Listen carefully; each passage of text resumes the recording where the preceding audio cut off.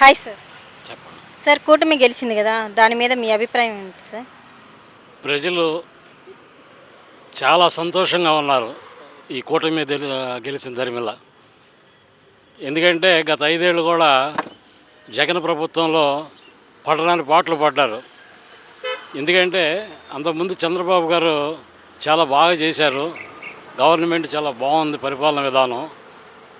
తర్వాత కొన్ని కారణాల వల్ల జగన్ కుర్రోడు ఇంకా బాగా డెవలప్ చేస్తాడు.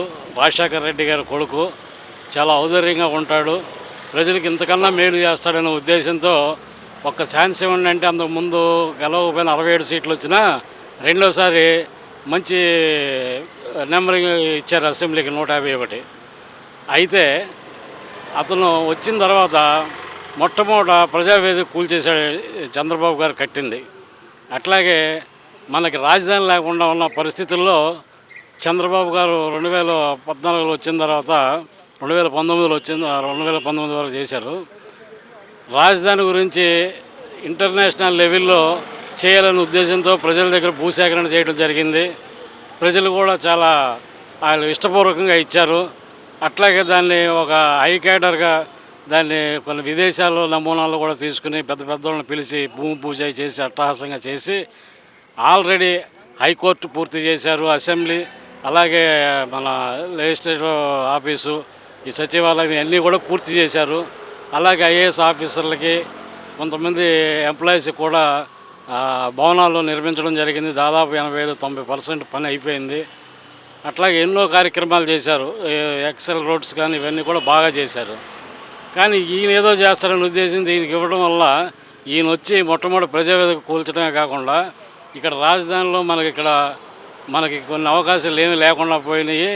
ఇక్కడ నుంచి మనం వైజాగ్ వెళ్తే అక్కడ కొద్దిగా మనకు ఏదైనా ఉపయోగం ఉంటుందని చెప్పి అన్ని క్రాంతం చేసుకునే కార్యక్రమంలోనే ఉన్నారు ఈయన. ఎందుకంటే 5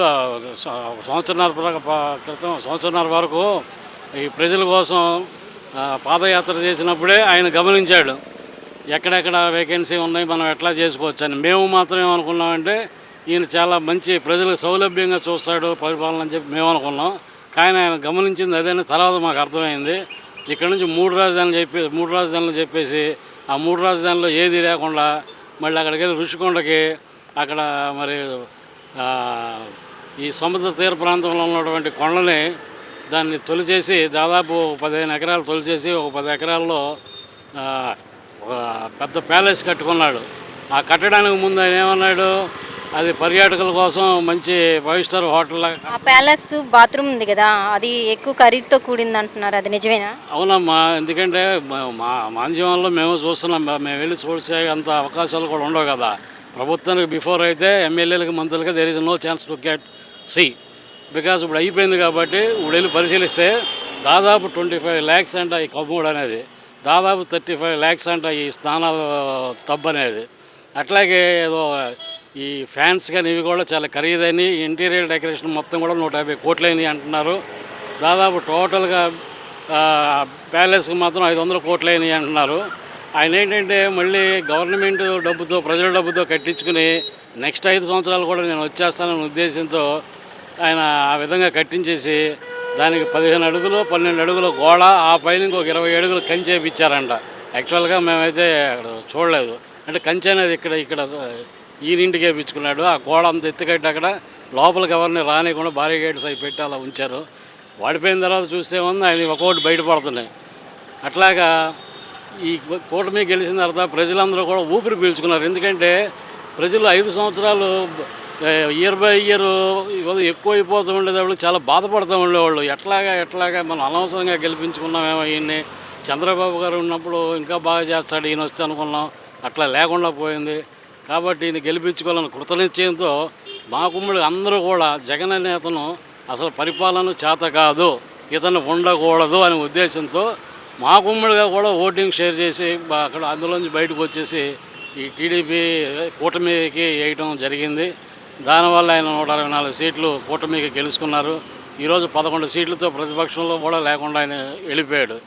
ఆయన మొత్తం చాలా తప్పులు చేశాడు. ఏది పెద్ద బిల్డింగ్లు కూల్చేయడమే కానీ, అన్నా క్యాంటీన్లు తీసేయడం కానీ, లేకపోతే ఈ స్కూల్ పిల్లలకి ఇచ్చేది రూ. 2,000 కట్ చేసి ఏదో స్కూల్కి ఏదో 100,000 ఇంకా లోపల ఇంకేదో అరేంజ్మెంట్స్కి 1,000 అని కట్ చేయడం కానీ, ఈ తర్వాత సచివాలయాలు పెట్టారు. సచివాలయాల్లో మనకి బాగా కనిపిస్తుంది ఏంటంటే వృద్ధాప్య పింఛన్స్ అనేది తీసుకెళ్ళి ఇవ్వడం అనేది ఇట్ ఈస్ వెరీ గుడ్, అంతవరకు ఓకే. తర్వాత అక్కడ కూడా ఇంకో రకంగా ఏం జరిగిందంటే నీ అనే భేదాన్ని మాత్రం చవి చూశారు ప్రజలు. కొంతమందికి కాకుండా ఉంది. నేను కూడా ఆల్రెడీ వైసీపీలో 5 ఏళ్ళు దాదాపు 11 సంవత్సరాలు నేను పనిచేశాను. స్టేట్ కమిటీ ఎగ్జిక్యూటివ్ మెంబర్గా ఉన్నాను.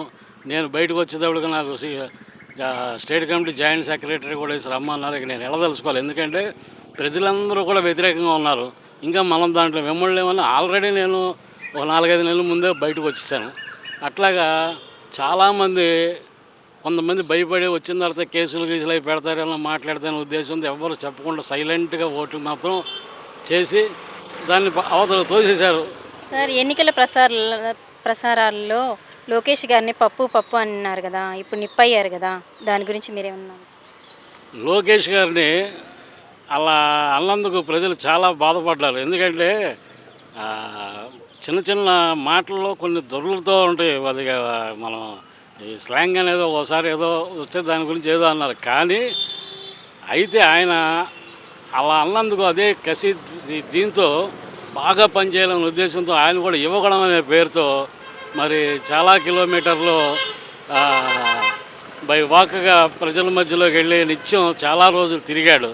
ఆ తిరగడంలో ప్రజలతో మమేకమయ్యి కార్మికులనే కానీ అట్లాగే ఉద్యోగస్తులు, మరి గవర్నమెంట్తో ఉండి చాలా బాధపడుతున్నటువంటి ఉద్యోగస్తులు కానీ, అలాగే చదువుకున్న పిల్లలు ఉద్యోగాలు లేక అన్ఎంప్లాయ్మెంట్ ఉన్న వాళ్ళని కానీ, అలాగే ఈ భూ కబ్జాలకు గురైపోయి ఉన్నటువంటి చిన్న చిన్న స్థలాలు పొలాలు ఉన్న వాళ్ళు కూడా ఎంత బాధపడుతున్నారు వాళ్ళని కానీ, అట్లాగే అనేక రకమైనటువంటి ఇబ్బందుల్ని స్వయంగా ప్రజల్లోకి వెళ్ళి తెలుసుకోగలిగాడు. తర్వాత ఈరోజు ఆయన మాట్లాడే మాట తీరు చూస్తుంటే అసలు మామూలుగా లేదు, చాలా డెవలప్ అయ్యారు ఆయన. ఎందుకంటే ఢిల్లీలో మొన్న ఈ మధ్యకాలంలో గవర్నమెంట్ రాకముందు ఏదో ఇంటర్నేషనల్ లెవెల్లో ఒక ఇంటర్వ్యూ ఇచ్చారు ఆయన. అసలు దానికే చాలామంది పెద్దోళ్ళు చాలా బేష్ లోకేష్ గారు అని చెప్పేసి చాలామంది అనుకున్నారు. ఆ తర్వాత దాన్ని చూసి ఈయన ఇచ్చారు జగన్ గారు కూడా. అసలు దాన్ని జనాలు అసలు దాన్ని ఇష్టపడలేదు. అక్కడే కంపేర్ ఏంటనేది మనం ఆయన గురించి మనం తెలుసుకోవచ్చు. పవన్ కళ్యాణ్ గారు ఇప్పుడు ఎలక్షన్లో ఉన్నారు కదా, ఆయనకి ఉప ముఖ్యమంత్రి పదవి వచ్చింది కదా, దాని గురించి మీరేమన్నా అనుకుంటున్నారు? అది సముచితంగా ఉంది ఆయనకి ఉప ముఖ్యమంత్రి ఇవ్వడం అనేది. ఎందుకంటే ఆయన చాలా ఓర్పుతో, మరి ఆయనకి కూడా చాలా ఫాలోవింగ్ ఉంది ఆయనకి. ఎందుకంటే నిబద్ధత కలిగినటువంటి వ్యక్తి పవన్ కళ్యాణ్ గారు. ఆయన దరిదాపు మరి ఎన్డీఏ కూటమికి జత కడటానికి బీజేపీ నుంచి కూడా ఈయన తీసుకొచ్చి ఇక్కడ మన చంద్రబాబు గారితో కలిసి చేయడానికి చాలా ప్రయత్నం చేసి సక్సెస్ అయ్యాడు. ఆయన చాలా చోట్ల నుంచోవచ్చు, ఆయనకి ఫాలోవర్స్ ఉన్నారు. కానీ ఆయన ఒకటి గమనించాడు, ఓట్లు చీలకుండా ఉండాలి అంటే మనం కలిసికట్టుగా ఉండి కొద్దిగా మనం తగ్గైనా సరే మనం ఈ ప్రజల బాధల నుంచి విముక్తి నుంచి దాన్ని మనం ఉపశమనం పొందాలంటే మనం ఈ రకంగా కలిసి మనం తగ్గైనా ఉండి కూటమితో జతకట్టి మనం గెలిచి ప్రజలకు మంచి సేవ చేయాలనే ఉద్దేశంతో ఆయన వచ్చాడు. అలాగే వచ్చిన తర్వాత రెచ్చగొట్టారు, నేను సింహం సింగిల్గా వస్తుంది, మా సింహం సింగిల్గా వస్తుందని జగన్ గారి గురించి. ఆయన ఎంత రెచ్చగొట్టినా, అలాగే కాపు సంఘాలని కమ్యూనిటీ పరంగా కూడా రెచ్చగొట్టారు. కానీ జగన్ గారు ఈవీఎం మిషన్ ద్వారా ఫ్రాడ్ జరిగిందని చెప్తున్నారు కదా, అది నిజమేనా? ఎలాగంటానమ్మా, ఇంకొక విషయం, ఇదే ఈవీఎంల గురించి చంద్రబాబు గారు కూడా ఇలాగ ఒక డౌట్ వచ్చి అడిగారు. అప్పుడు 2019 ఎలక్షన్లో జగన్ గెలిచినప్పుడు అడిగితే ఆయన దానికి ఒక వివరణ ఇచ్చారు. ఈవీఎం మిషన్లో అలాంటి ఏం పొరపాట్లు జరగవు, దానికి ఇదని దానికి చాలా ఛానల్స్లో వచ్చిన యూట్యూబ్లో కూడా ఇప్పుడు ఉంటాయి. దాన్ని అతను రిపీట్ చేసి అదే జగన్ అన్వయించుకోవాలి. కానీ మళ్ళీ కొత్తగా మళ్ళీ ఆయన చెప్పడం అనేది హాస్యాస్పదంగా ఉంది. ఈవీఎంల్లో జరగడం అనేది అసలు ఎట్టి పరిస్థితులు జరగదు. ఎందుకంటే ఇది భారతదేశం మొత్తానికి తలమానికంగా ఉంది. ఇది ఈవీఎంలు అనేది ఒక చిన్న చితగా కాదు. ఇది దానికి పెద్ద పెద్ద ఆఫీసర్స్ ఉంటారు, మంచి మంచి ఇంజనీర్స్ దాన్ని కన్స్ట్రక్టివ్గా తయారు చేస్తారు. ఆ చేసిన తర్వాత పెద్ద పెద్ద ఇంజనీర్స్ అన్నీ కూడా వెరిఫై చేసిన తర్వాత దీన్ని బయటకు వదులుతారు. అది హ్యాక్ చేయడం అలాంటివన్నీ ఏదైతే సొంతగా 1-2 పెట్టుకుని చేయొచ్చేమో, కానీ మా కుమ్మడిగా ఇంత పెద్ద వ్యవస్థని దాన్ని ఇంకో రకంగా మలుచుకోవడం అనేది ఇట్ ఈస్ నాట్ పాసిబుల్ అమ్మా. ముందు ముందు ఈ పరిపాలన ఎలా ఉండబోతుంది అనుకుంటున్నారు?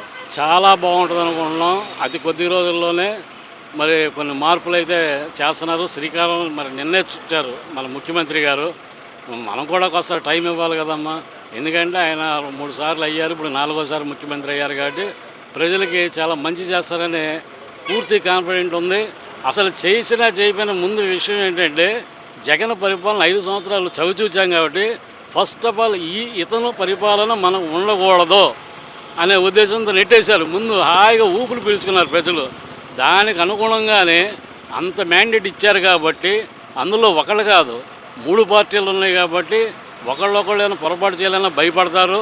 ఖచ్చితంగా సవ్యంగా జరుగుద్దని మేము అనుకుంటున్నాము. చాలామంది సాధారణ ప్రజలు మాత్రం ఊపిరి పీల్చుకున్నారు, నమ్మారు, నమ్ముతారు. దానికి తగ్గట్టుగానే ఖచ్చితంగా జరుగుద్దని మేము భావిస్తున్నాం. Thank you sir. Okay, thank you అమ్మా.